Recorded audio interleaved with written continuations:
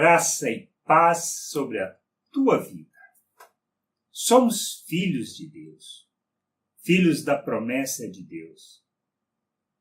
Ele nos escolheu antes da fundação do mundo. Ele nos fez seus filhos por meio de Jesus Cristo, nosso Senhor. Nos adotou como filhos por adoção. Nós precisamos entender isso. Isso não é decorrente do nosso esforço, não é decorrente da nossa vontade, não é decorrente daquilo que possamos fazer, mas única e exclusivamente por causa da sua promessa, por causa da sua vontade, por causa do seu querer. Ele nos fez filhos. Jesus foi enviado para morrer em nosso lugar, para que a sua oferta, o seu sacrifício, pudesse nos resgatar do pecado, nos livrar do domínio do pecado e nos tornar seus filhos. Isso que nós precisamos entender e compreender acerca da graça de Deus, acerca do amor de Deus por nós.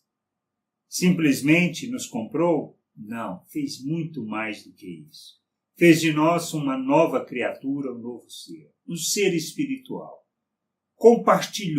Partilhou conosco da sua vida, deu-nos da sua natureza.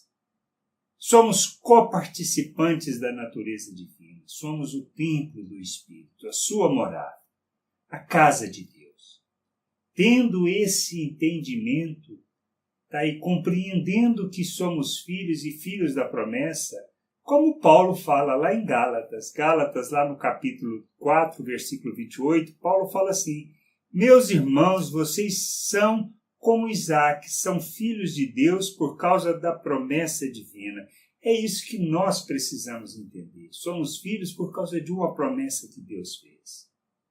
E aceitamos isso por fé. Podemos palpar? Não. Podemos ver? Não. Só podemos ter a certeza disso porque Ele falou. E se somos filhos, Ele partilhou conosco da sua vida, deu-nos da sua natureza, e somos esse templo, essa morada de Deus, de que maneira podemos viver? Nós não podemos viver de maneira diferente dessa vontade dele. Nós temos que, como por termos sido comprados, nos sujeitarmos. E neste processo ele nos livra do pecado, mas nós temos que entender que precisamos nos sujeitar a essa vontade. Sujeitar à justiça, sermos servos da justiça. Vivemos segundo a justiça de Deus. Não dá para viver o reino de Deus vivendo numa perspectiva humana, cheio das paixões humanas, querendo andar segundo os desejos da natureza humana. Nós não fomos chamados para isso. Fomos chamados para revelarmos Deus ao mundo, para sermos como o seu Filho, para manifestarmos Ele ao mundo, revelarmos todas as suas virtudes diante das pessoas, fazer o reino de Deus visível entre todos os homens, todas as pessoas, por meio da igreja, manifestar essa sabedoria, essa multiforme sabedoria, essa sabedoria infinita, revelar as suas virtudes para as pessoas, fazer o reino de Deus visível entre as pessoas. Isso que nós precisamos entender. Essa é a vontade de Deus, essa é o querer de Deus. Merecíamos isso? Merecíamos participar dessa glória? Não.